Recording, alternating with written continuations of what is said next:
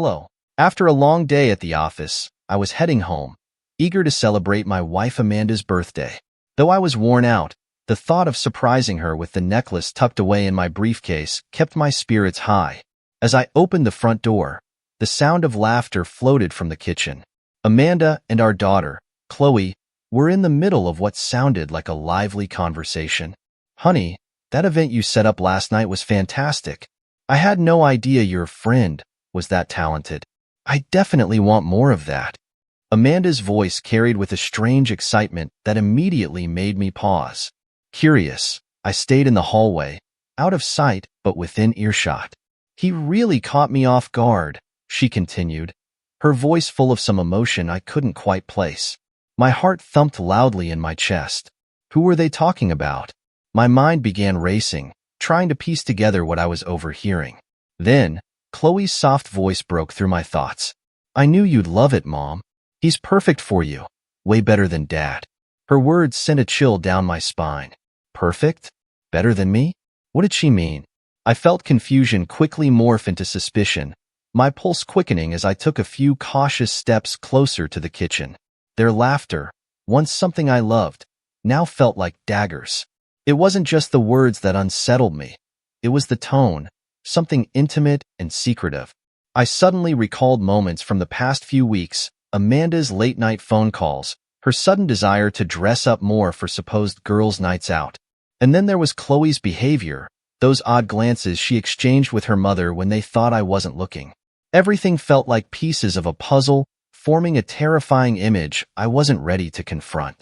As I edged closer to the kitchen, I could feel my palms start to sweat.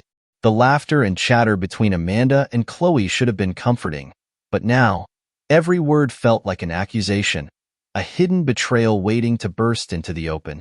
Was I reading too much into this? Maybe they were planning something innocent, maybe a surprise party for my birthday next month? But something deep inside me said otherwise. I lingered just beyond the doorway, every instinct screaming at me to step in, but something stronger kept me frozen in place. I honestly didn't expect him to be that good. Amanda's voice was almost dreamy now.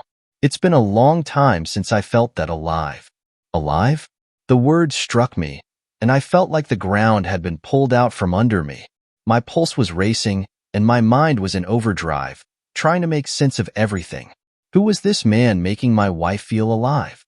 Why was my daughter involved in this secret, apparently complicit?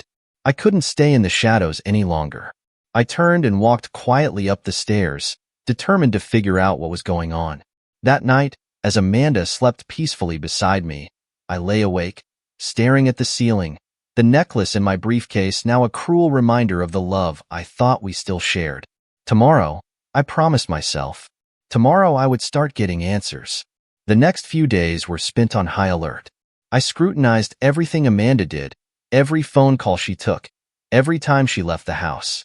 Chloe too, her behavior had shifted. There was something in the way she avoided eye contact with me, the way she seemed overly eager to hang out with her mother. Late one night, after Amanda had gone to bed, I quietly slipped into the kitchen where her phone lay charging on the counter. My hands were trembling as I unlocked it, hoping and praying I was wrong. But there it was, messages from a man named Jason. My worst fears confirmed. Yes, the tension is building well. The suspense is heightened by the husband's inner turmoil and growing suspicions, which are gradually confirmed through the clues he observes in his wife's and daughter's behavior. Each revelation, especially the discovery of the messages from Jason, deepens the emotional intensity, making the situation feel more personal and dire. The tension is meant to grow with the husband's increasing determination to uncover the truth and the unsettling atmosphere around him. Let me know if you'd like me to push the tension further, or if it's working as you'd like. I'll continue to the next part based on your feedback. The messages from Jason cut deeper than I could have imagined. Each line, every flirtatious remark, was a punch to the gut. There was no mistaking what was happening between Amanda and him. "You were amazing last night," read one. "I can't stop thinking about you," said another. I felt a tight knot forming in my chest, each breath becoming harder to take. My hands trembled as I scrolled through the endless exchange of words between them. It wasn't just the words, it was the familiarity, the intimacy. Jason wasn't just some friend. He was something far more dangerous. I took screenshots of the messages, needing the proof for what I knew was inevitable. Confrontation. My mind raced, but my heart was in free fall, crashing into pieces with every new message. I could almost hear Amanda's laughter in my head, mocking the trust one had in her. How could she betray me like this? And Chloe, how deep did her involvement go?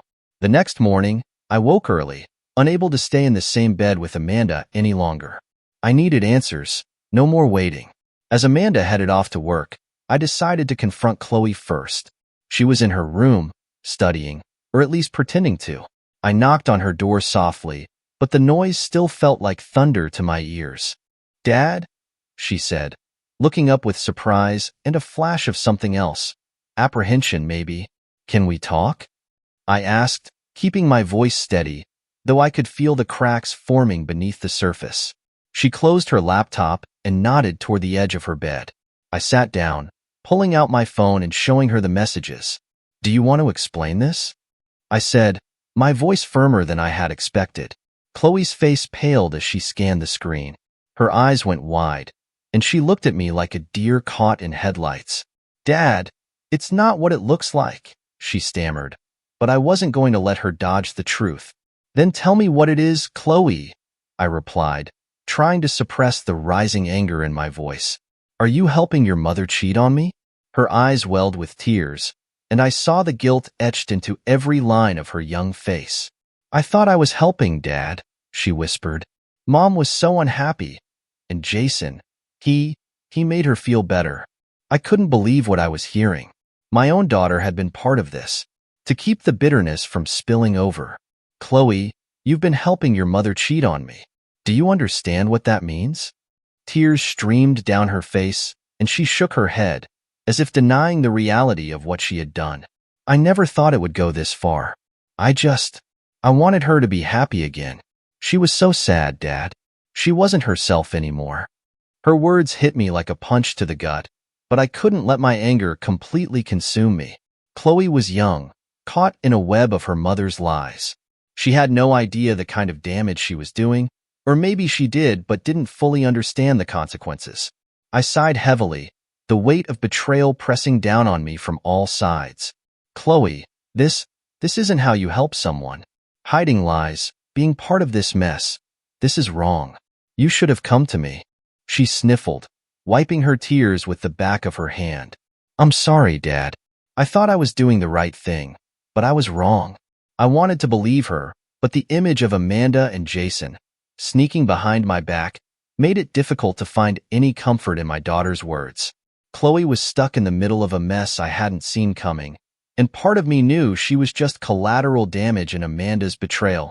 "We need to talk to your mother," I finally said. Standing up, Chloe looked terrified, like a child caught in a lie she could no longer hide. "Together."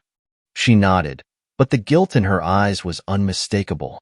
That evening, Amanda walked into the house, completely unaware of the storm brewing in the living room. Chloe and I sat there in silence, waiting. The moment Amanda set her bag down and looked over at us, she knew something was wrong. "What's going on?" she asked cautiously, her eyes flicking from me to Chloe. The tension in the air was thick, the calm before the storm.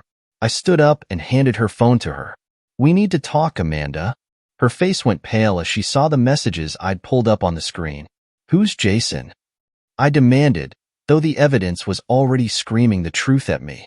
Amanda's face turned white as she looked down at her phone, seeing the messages she had sent to Jason. Her hands trembled, and for a moment, she looked like she might pass out. But then, she looked up at me with wide eyes, panic setting in. "Jim, it's not what you think." "Then what is it, Amanda?" I interrupted, my voice colder than I'd ever heard it. "Explain to me how these messages don't mean exactly what they say. How am I supposed to take this?" She was silent, her eyes darting between me and Chloe, who sat frozen on the couch, staring at the floor. Amanda's mouth opened, but no words came out. The guilt was written all over her face. "Mom, just tell him the truth." Chloe's voice was barely a whisper, but it cut through the thick air like a knife. Amanda's eyes welled up with tears, and she finally broke down. I never meant for it to go this far, Jim. It just happened. Jason, he made me feel like myself again. I was lost, and I didn't know what else to do. Her words stung, like salt in an open wound. So you ran to another man? That's how you decided to fix whatever you thought was wrong with us. Amanda reached for me, but I stepped back, not ready to be near her. Jim, please, it's not like I don't love you. I was so confused. I felt like we were drifting apart, and Jason, he made me feel alive again, like I mattered. I shook my head, trying to hold back the anger bubbling up inside me. This is how you handle being lost? You betray everything we built, everything we promised each other, and you dragged Chloe into it. Amanda's tears fell freely now, but they didn't soften the blow of her actions. I'm sorry, she choked out, her voice raw with emotion. I never wanted to hurt you, or Chloe. I made a mistake. A mistake. That's all this was to her. A mistake. As if she had tripped over a crack in the sidewalk and accidentally landed in another man's bed. The rage I'd been trying to suppress finally broke through. No, I said, my voice sharp. A mistake is forgetting our anniversary. What you did was a choice. You chose to lie. You chose to cheat. You chose him over us. The silence that followed was deafening, Amanda's sobs the only sound filling the room. Chloe stayed quiet, not daring to look up. I couldn't stand it anymore. I turned away from Amanda, needing to get out of that house, away from the betrayal that now stained every corner of our life. I'm staying at Rob's for a while, I said coldly, my back turned to Amanda. She gasped, her breath catching in her throat. Jim, no. Please, we can talk this through. We can fix it, she cried, stepping toward me, but I could feel the distance between us grow wider with every word she spoke. There's nothing left to fix, Amanda, I replied, my voice steadier than I expected. You made your choice. Now I have to make mine. As I walked out of the house, the silence was crushing. I felt numb, unable to process the full weight of what had just happened. The home I had built with Amanda, the life we had shared, was crumbling, and I couldn't see a way to piece it back together. Not after this. I drove to Rob's in a daze, my thoughts a chaotic storm of anger, hurt, and disbelief. How had everything gone so wrong? How had I missed the signs? Maybe I didn't want to see them. Maybe I was too focused on work, too distracted to notice Amanda slipping away. But no matter how I spun it, the truth was clear. She had betrayed me, and there was no going back. When I arrived at Rob's, he took one look at me and knew something was wrong. Hey man, what's going on? He asked, concern etched on his face as he stepped aside to let me in. It's Amanda, I said, my voice cracking. She's been seeing someone else. Rob's eyes widened in shock, but he didn't say a word. He just nodded and led me to the couch, handing me a beer without asking any more questions. We sat in silence for a while, the weight of everything pressing down on me like a ton of bricks. I could barely breathe. I'm sorry, man, Rob finally said, shaking his head. I don't even know what to say. There's nothing to say, I muttered, staring blankly at the floor. I don't know how to deal with this. Rob sat back, giving me space but not leaving my side. Whatever you need. I'm here, he said, his voice low and sincere. You don't have to figure this out tonight. But I couldn't stop thinking about it. The messages, Chloe's involvement, Amanda's tearful apologies. It was all too much. I didn't sleep that night, my mind replaying every moment in an endless loop. By morning, I knew what I had to do. I had to confront Amanda, not just with words, but with action. And I needed to protect Chloe from the wreckage of this mess. She was young, but old enough to know the damage that had been done. She needed guidance, not the lies her mother had fed her. I sat down with Rob at the kitchen table, my decision clear. I'm filing for divorce, I said, the words heavy but certain. Rob nodded, unsurprised. I figured. You sure? I don't see any other option. Amanda's not the woman I thought she was. I can't forgive this. Over the next few days, I moved into Rob's spare room and began taking steps toward the inevitable. I contacted a lawyer, someone Rob recommended, and set the divorce process in motion. Every conversation felt like ripping off a bandage, raw and painful, but necessary. I didn't return home. I couldn't bear the sight of Amanda or the hollow memories of what our life used to be.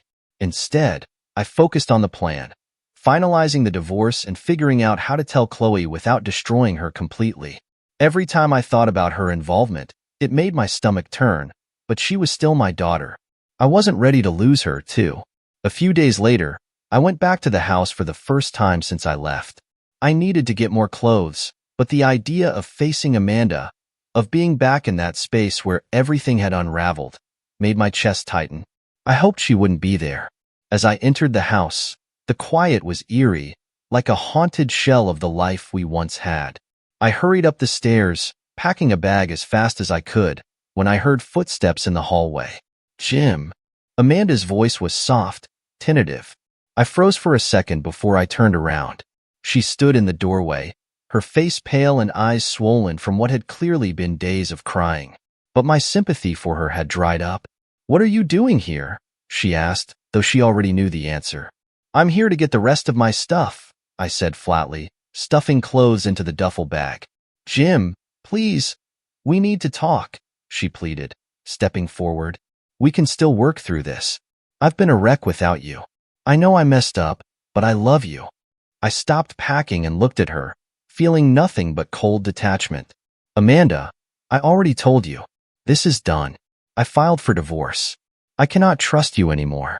You made your choice when you decided to let another man into your life, and our daughter into your life." Tears filled her eyes again, and she started to cry. "I never meant for Chloe to get involved. I was selfish and stupid, but we can fix this. We can get counseling. I'll do anything." But I just shook my head, feeling the weight of her betrayal pressing down on my chest. "It's too late for that. We're past counseling. You destroyed everything."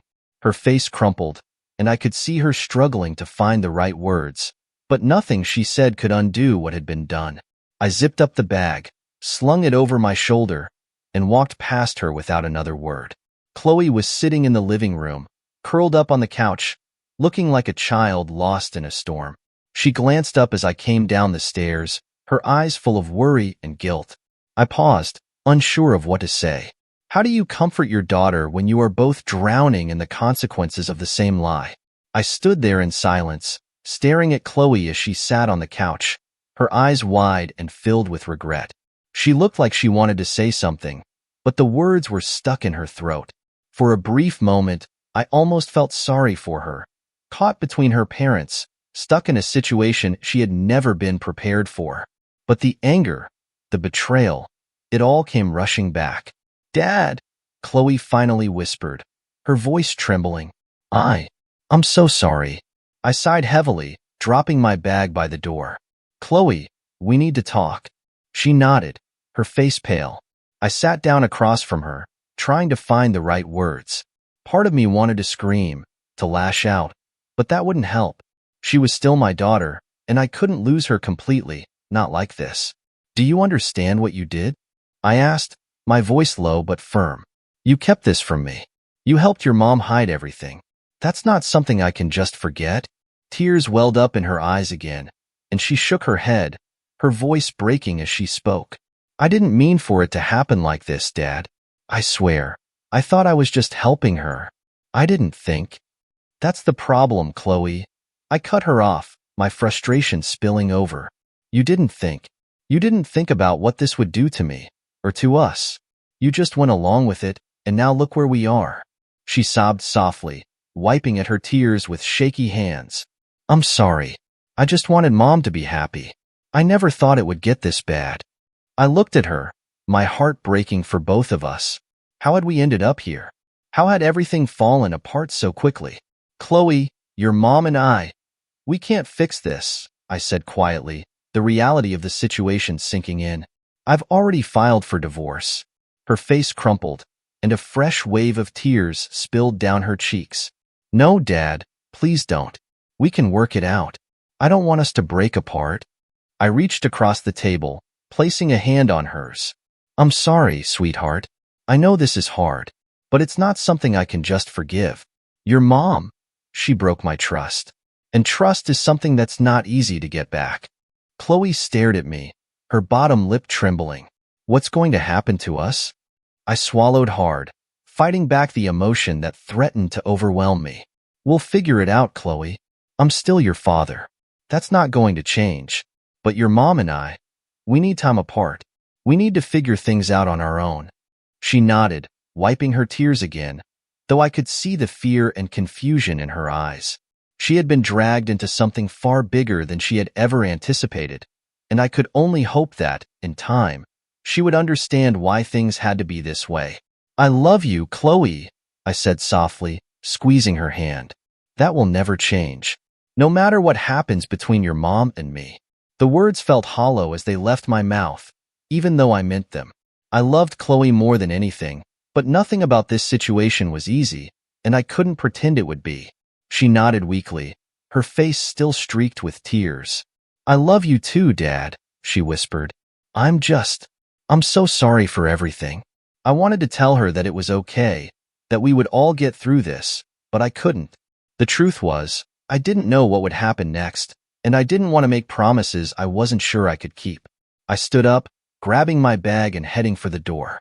I could feel Chloe's eyes on me as I opened it, the weight of her sorrow pressing down on me like a ton of bricks. Take care of your mom, okay? I said, my voice strained. Chloe nodded, though her expression showed she wasn't convinced. I will, she whispered, her voice barely audible. As I stepped out of the house and into the cool evening air, I felt an overwhelming sense of relief, but also an unbearable ache deep in my chest. I had just walked out of my own home, leaving behind everything I had built, everything I thought I knew. The path ahead was uncertain, and the weight of that uncertainty bore down on me with every step I took. Over the next few weeks, I stayed with Rob, trying to regain some semblance of normalcy.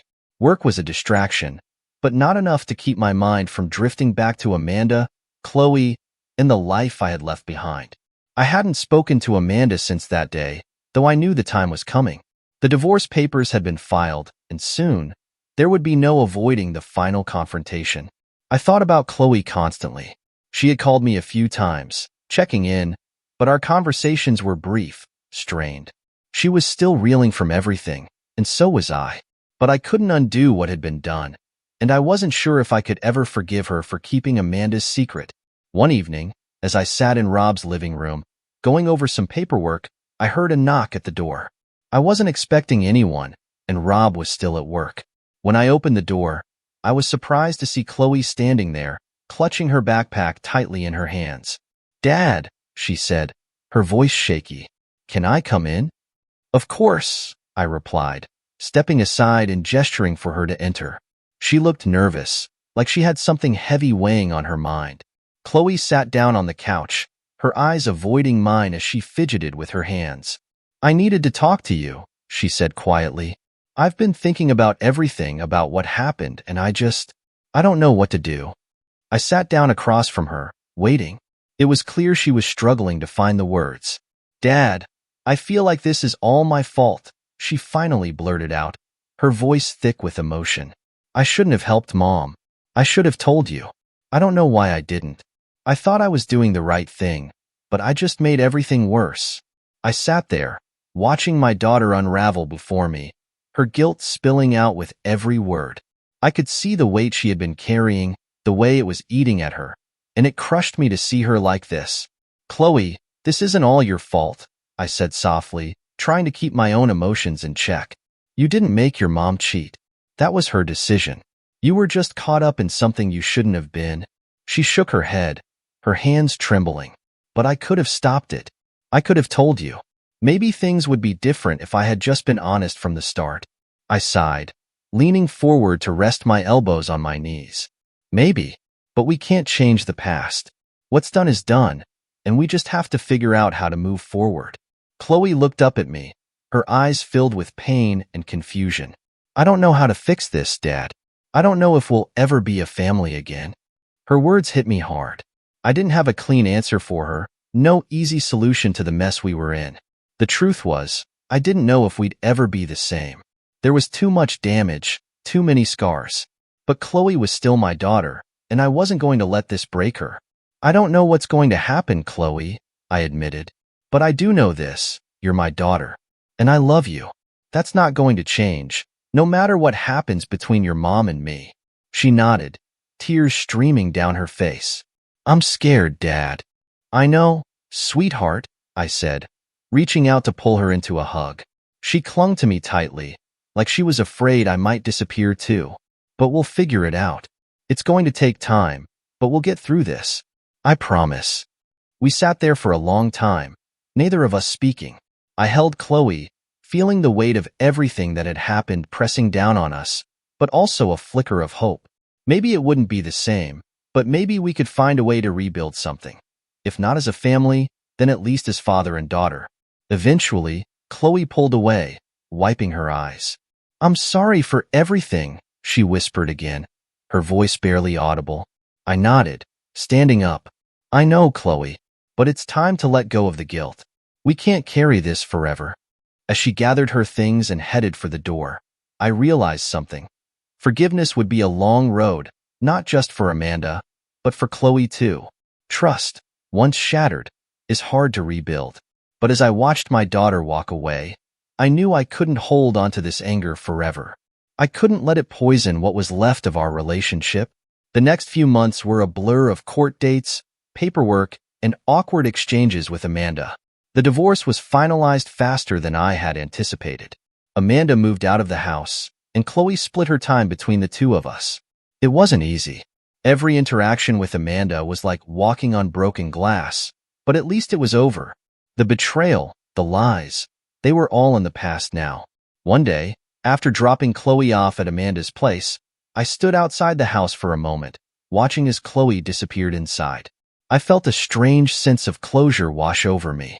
This chapter of my life was ending, and a new one was beginning. It wasn't the life I had planned, but it was mine to rebuild. As I drove away, I realized that, though I hadn't forgiven Amanda, I was learning to forgive myself for not seeing the signs, for being blindsided, for feeling helpless. And with that, I knew that someday, Chloe and I would be okay. It would take time, but we would find our way. Bye-bye.